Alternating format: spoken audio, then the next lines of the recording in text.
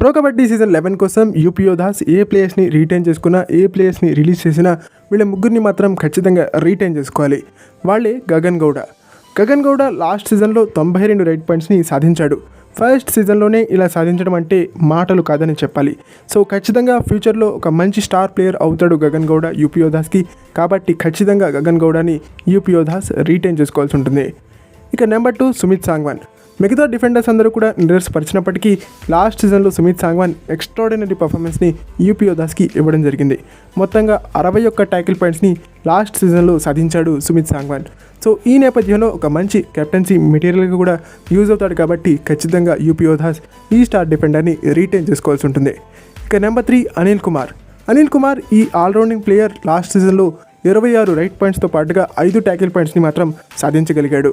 So ఈ విధంగా ఒక ఆల్రౌండ్ షోతో గగన్ గౌడకి ఒక మంచి సపోర్టింగ్ రైడర్గా ఉన్నాడు. ఈ యంగ్స్టర్కి కనుక బెటర్ ఆపర్చునిటీస్ లభించినట్టు కనుక ఖచ్చితంగా బాగా పర్ఫామ్ చేస్తాడు. సో ఈ నేపథ్యంలో ఈ యంగ్స్టర్ని కూడా యూపీ యోధాస్ ఖచ్చితంగా రీటైన్ చేసుకోవాలని నేను భావించడం జరుగుతోంది.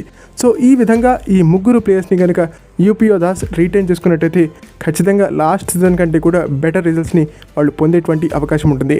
అండ్ వీళ్ళ ముగ్గురుతో పాటుగా కొంతమంది ఎన్వైపీ ప్లేయర్స్ని కూడా యూపీ యోధాస్ రీటైన్ చేసుకునేటువంటి ఛాన్స్ ఉంటుంది.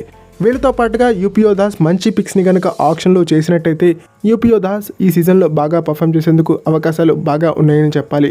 ఓకే, ఇది ఫ్రెండ్స్ ఈ వీడియో కనుక మీకు నచ్చినట్టయితే లైక్ చేయండి, షేర్ చేయండి, మన ఛానల్ని సబ్స్క్రైబ్ చేసుకుని పక్కనున్న బెల్ ఐకాన్ ప్రెస్ చేసి ఆల్ ఆప్షన్లో సెట్ చేసేసుకోండి. అండ్ ఇలాంటి మరిన్ని వీడియోస్ కోసం ఛానల్ని డైలీ ఫాలో చేయడానికి ట్రై చేయండి.